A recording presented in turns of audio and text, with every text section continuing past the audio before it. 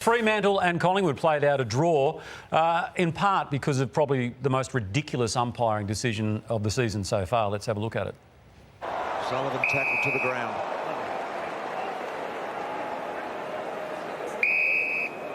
Collingwood Fremantle free kick.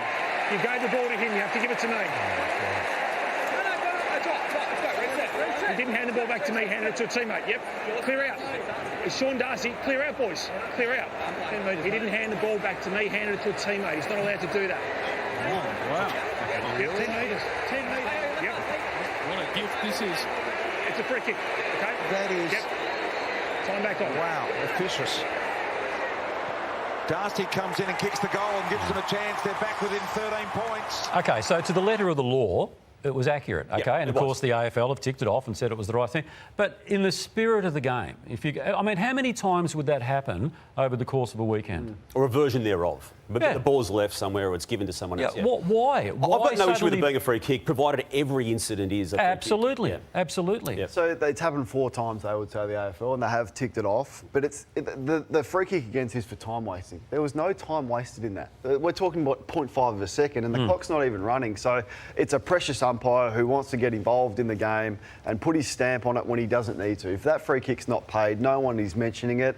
And you're right, how many times has it happened it's not penalised? And in a big moment, it's just not good enough. Now, can your dad apologise? Because last week, with the running too far, he said to your son on his show on SEN in Adelaide, he said to Eddie, well, it would never have happened if it was a Dacos. Yeah, well, now it's happened to Collingwood. Yeah. Graham, Studley, we want an apology. In the meantime, your other son has got a volcano for us. Well, I don't like doing this, but I'm volcanoing someone on the panel. Oh. And he's a really good mate of mine, but I'm volcanoing this morning because I love sliding doors. Like, every Friday I read it, and this is what I think he's having a crack at me with this. He says there's so many naysayers on Sean Darcy, and you're a believer in the Darcy-Jackson combination. I was like, okay, so I'll read this. I'm happy to be wrong if I'm wrong, but then I turned the footy on Friday night, and you were wrong. Because they just didn't deliver. This is Luke Jackson's stats with and without Darcy. So on the left is when Sean Darcy doesn't play. You made this personal. 21 disposals, 5 clearances, 24 hit-outs, 6 to advantage. Look at the score involvements. When Darcy plays, the ruckman who's in contention for All-Australian, that's how bad his numbers drop off. So, Damo, you've got to sell your stock in this combination. It is not working. It was so obvious that it wasn't going to work.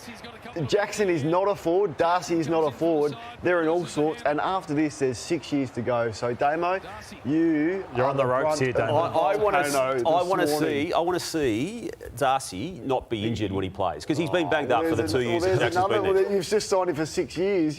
Let's see how it goes.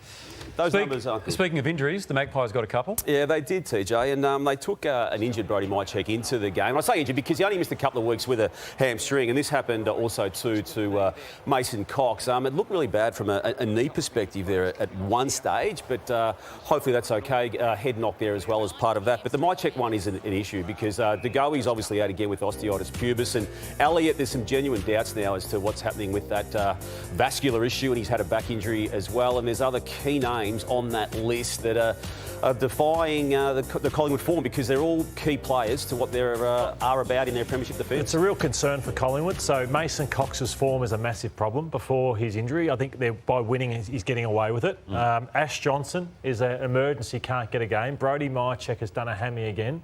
So I wonder if Howe is due to return when he goes forward. Yeah, and he's injured, multiple times. So that's the concern for Collingwood.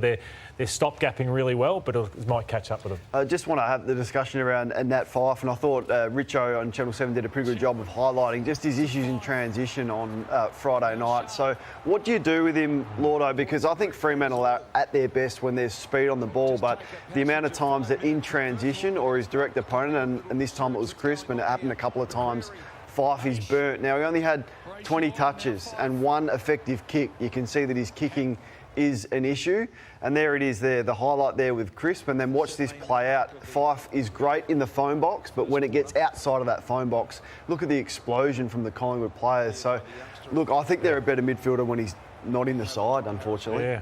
I wonder even if he does a mini pre-season. I just think he's got no power.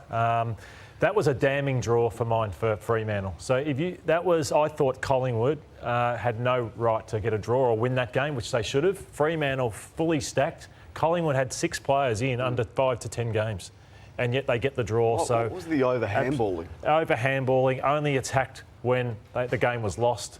So I thought it was a poor performance by Freo.